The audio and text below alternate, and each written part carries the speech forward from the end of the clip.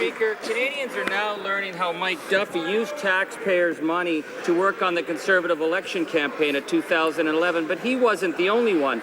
Of the 15 senators who spent the most money during that election period, 5 were Conservative, 10 were Liberals. And these are extraordinary amounts of money we're talking about. So does the government consider it appropriate for senators to use taxpayers' money to work for the Conservative and Liberal parties during the elections? The Honourable Minister of Canadian Heritage. Senate expenses should be used for Senate duties, and on the Conservative campaign, I can tell you, Mr. Speaker, as we've put forward very clearly in our submissions to Elections Canada, that the Conservative campaign was financed by Conservative funds, straight up, and that's very clear in the returns that we put forward to Elections Canada. That's what taxpayers expect, that's what the law requires, and we've obeyed the elections laws in this country. The member for Timmins-James Bay. I don't know if my honourable colleague's been checking out the audit in the Senate, but anyways, we'll continue on.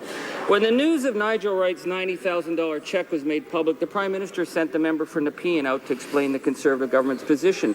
He said the cheque was issued, quote, because we did not believe taxpayers should have to pay the cost, and Mr. Duffy was not in a position to pay it himself.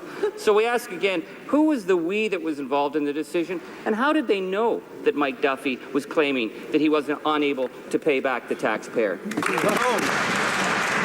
Honourable Minister of Canadian Heritage. Specifically, Mr. Speaker, the Prime Minister answered that question yesterday in the House of Commons, and indeed, as in my Nigel Wright statement when he resigned as Chief of Staff, he took sole responsibility for this matter, which is as it should be, because that reflects the facts of the matter. But, Mr. Speaker, you know, on this issue of payments and so on, it's interesting that New Democrats are so self-righteous on this matter, given that they have as their revenue critic, they had as their revenue critic somebody who didn't respect taxpayers by not paying his taxes to the Revenue Canada. So, you know, for New Democrats to get up in this House and to be so self-righteous about the interests of taxpayers while not paying their own taxes takes quite a bit of gall, Mr. Speaker.